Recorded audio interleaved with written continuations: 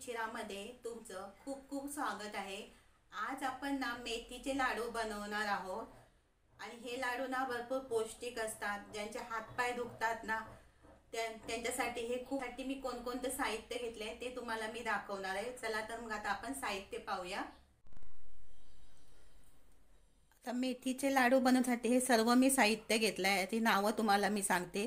इथे मी पाव किलो मूग घेतले आहेत, पाव किलो नाचणी, पाव किलो गहू, पाव किलो चना डाळ। इथे 100 ग्रॅम मी हलीम घेतला आहे, 100 ग्रॅम मेथी, एक खोबऱ्याची वाटी,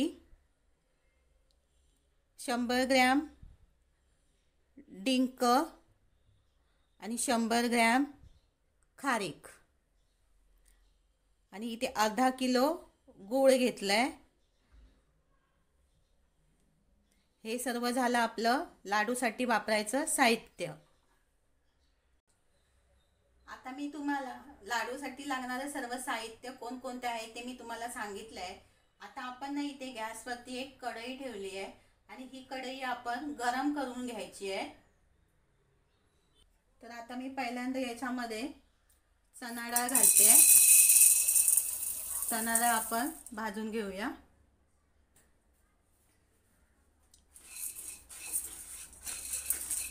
त्याला ना कलर येईपर्यंत आपण ही चणा डाळ भाजून घ्यायची आहे। जास्त पण करपवायची नाही, डाळीला असे काळे डाग नाही करायचे आहेत आपल्याला।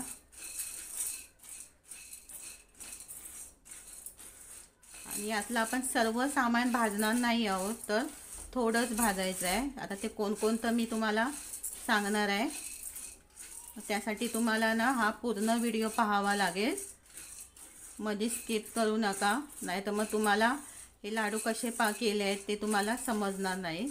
त्यामुळे हा व्हिडिओ पूर्ण पहा। आणि तुम्हाला माहीत आहे का, आपण चॅनलचं नाव बदललेलं आहे।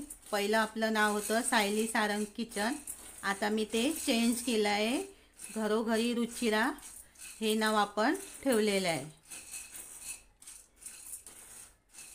आतापर्यंत तुम्ही माझ्या चॅनलला सपोर्ट केला तसाच यापुढेही करा।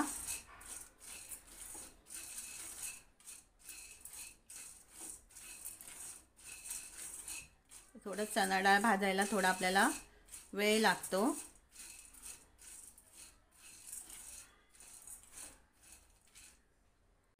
बघा आपली आता ना चणा डाळ भाजून झाली आहे। आता हे ना मी एका डिश मध्ये काढून घेणार आहे।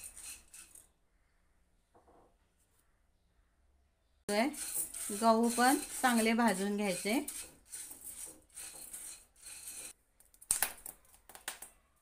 हे बघा गहू पण आपले भाजून झाले आहे। आता हे पण मी एका डिश मध्ये काढून घेते। आता आपण ही नाचणी घेतली आहे, ती भाजून घ्यायची।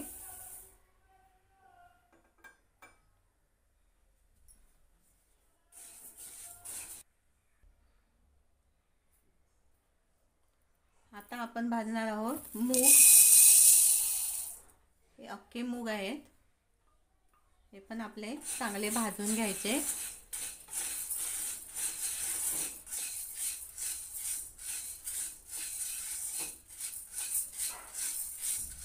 आता आपले मूग भाजून झाले। आता मी इथे ही मेथी गरम करून घेते।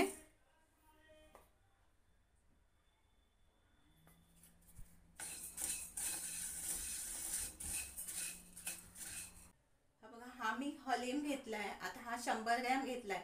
मी तुम्हाला सांगितलं होतं, पण तुम्हाला जर हा 100 ग्रॅम घालायचा नसेल ना तर अर्धा याच्यापैकी म्हणजे 50 ग्रॅम घातलं तरी चालेल। काय काय लोक काय करतात, आपल्याला जेवढं पाहिजे असेल ना, म्हणजे याच्या व्यतिरिक्त दुसरं अजून काही साहित्य म्हणजे खसखस वगैरे तरीही घालतात। प्रत्येक जण आपल्याला पाहिजे तसं घालू शकतं साहित्य। हे बघा आता मी हे हलीम भाजून घेणार आहे।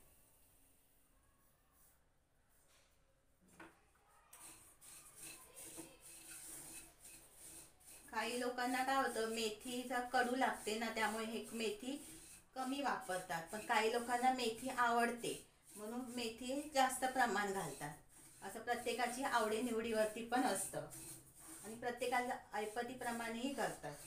काही जणांना एवढं साहित्य घेऊ शकत नाहीत, त्यामुळे कमी साहित्य घालतात. ड्रायफ्रूट वगैरे शक्यतो महाग असतं, त्यामुळे काही लोक ड्रायफ्रूट वगैरे थोडं जसं प्रत्येकाच्या निवडीप्रमाणे हे लाडू बनवले जातात.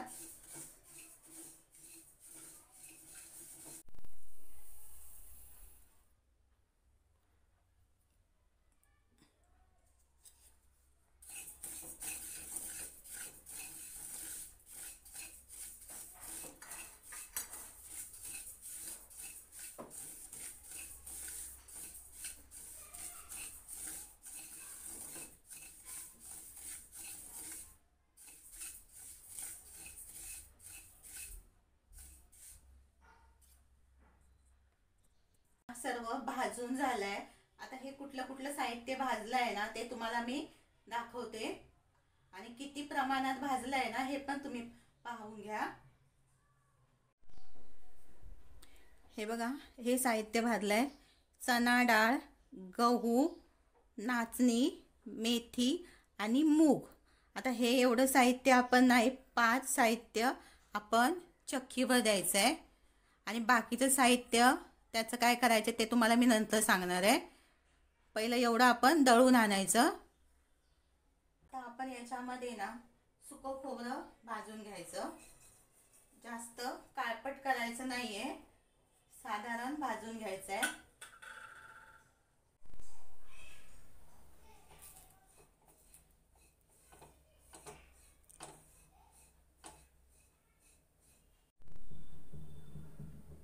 आता हे आपलं ना खोबरं भाजून झालंय. हे मी 2 वाट्या घेतले होते सुक्या खोबऱ्याचे. आता हे आपण एका डिशमध्ये काढून घेऊया. आता आपण ना ड्रायफ्रूट भाजणार आहोत. तर आता ड्रायफ्रूट हे सुके नाही भाजायचे आहेत, तर त्याच्यामध्ये कढईमध्ये आपण ना तूप घालायचं आहे, म्हणजे हे तुपामध्ये भाजायचे आहेत. आता इथे मी तूप घालून घेते.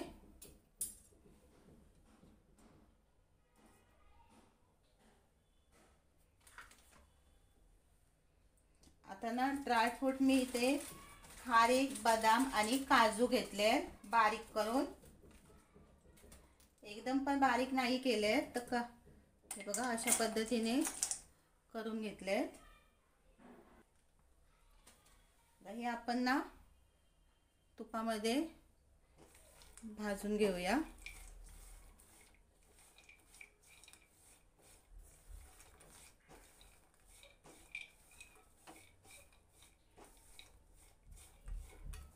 आता हे ड्रायफ्रूट वापरले पाहिजे असं काय नाही आहे. जर तुम्हाला घालायचे असेल तर घाला, नाही घातलं तरी चालेल. एखादी वस्तू याच्यातली घातली तरी चालेल.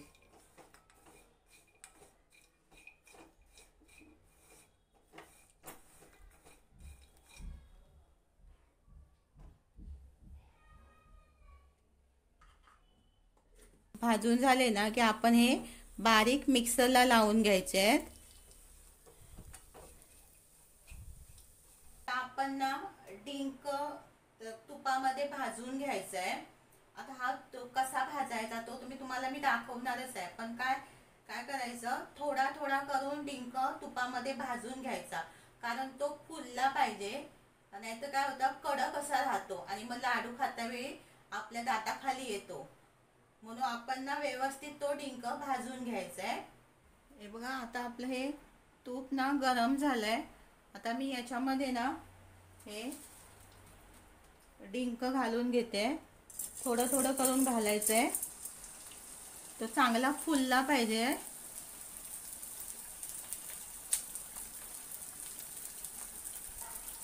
आणि असं हलवत राहायचं, नाही तर काय होतं एकामेकाला चिकटतात.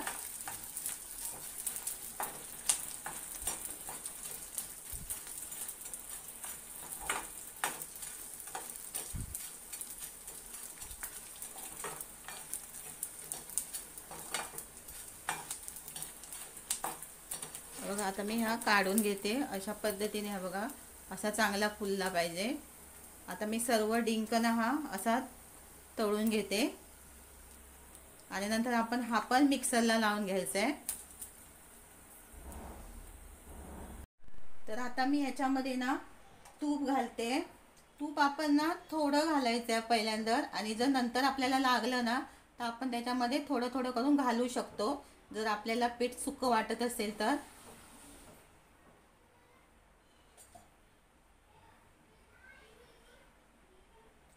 थोडंसं गरम करून घेऊया तूप आपण, आणि नंतर आपण त्याच्यामध्ये पीठ मिक्स करूया. आता आपलं ना तूप गरम झालंय. आता आपण ना त्याच्यामध्ये हे बघा, हे जे मी दळून आणलंय ना पीठ ते घालते. थोडं थोडं घालून आपण ते तुपामध्ये परतून घेणार आहोत.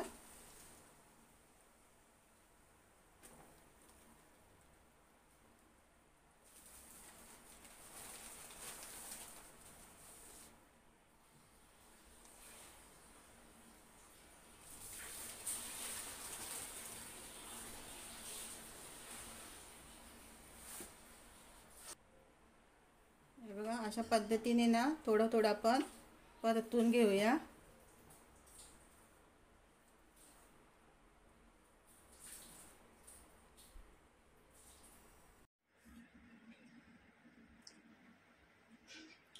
आता हे आपलं पीठ भाजून झालंय तुपामध्ये.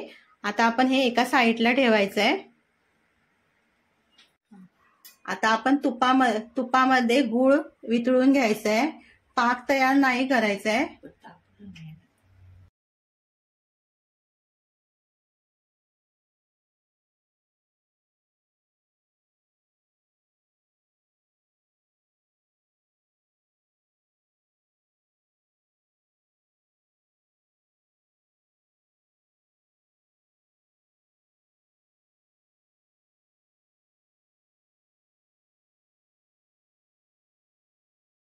आता मी इथे एक परात घेतली आहे आणि आपण जे पीठ भाजून घेतलं होतं ना ते आपण या परातीमध्ये काढून घ्यायचं आहे. हे पीठ आपलं गरम आहे, त्यामुळे लगेच त्याला हात लावायचं नाही आहे. आता मी त्याच्यामध्ये हे बघा, हे सुकं खोबरं भाजून घेतलं होतं ते त्याच्यामध्ये घालणार आहे. हे थोडंसं मी हाताने असं चुळगळून घेतलं आहे. खोबरं मिक्सरला लावलं नव्हतं.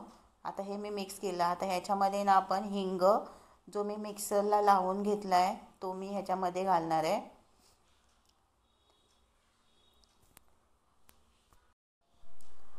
त्यानंतर आपण घालायचं आहे ड्रायफ्रूट, मी मिक्सरला लावून घेतले होते, आणि हलीम हे पण मी मिक्सरला लावून घेतलं होतं, ते आपण त्याच्यामध्ये मिक्स करायचं आहे. आता हे कसं मी वेगळं मिक्सरला लावून घेतलं होतं, हे मी चक्कीवर दिलं नव्हतं. आता हे पण आपण ना मिक्स करून घ्यायचं आहे. अजून पीठ गरम असल्याकारणाने मी चमच्याने मिक्स करत आहे. आणि मी विसरली होती वेलची पावडर घालायला, ती पण मी घालून घेतली. आता आपण मिक्स करूया व्यवस्थित असं.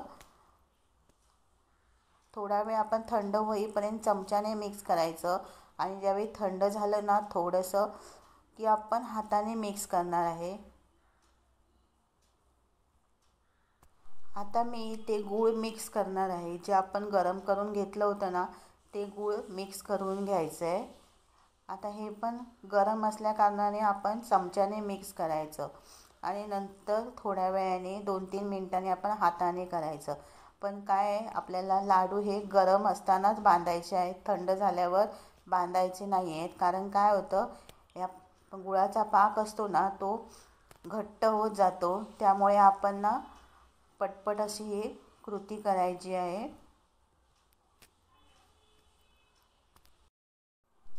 आता इथे ना काय माझ्यासोबत ना एक काकी आल्या होत्या बाजूच्या, त्यांनी मला थोडीशी लाडू बांधायला मदत केली. आता त्या काकीने काय केलं, खाली लादीवरती परात घेतली आहे आणि सर्व हाताने मिक्स करून घेत आहेत. म्हणजे काय होतं, सर्व हे आपण जे साहित्य टाकलं आहे ना ते एकत्र होऊन ना होतं.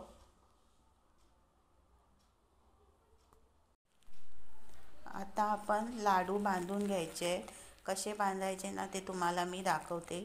जर तुम्हाला साईज जशी पाहिजे अशी लहान मोठी त्याप्रमाणे तुम्ही हे लाडू बांधू शकता. हा पण हे लाडू खूप पौष्टिक असतात हा. एकदा तुम्ही नक्की करून बघा. थोडी मेहनत जास्त आहे पण हे शरीराला आपल्या खूप फायदेशीर आहेत. हे बघा इथे या पद्धतीने लाडू आपण बांधून घेतलेला आहे. खूप छान असं झालेलं आहे लाडू.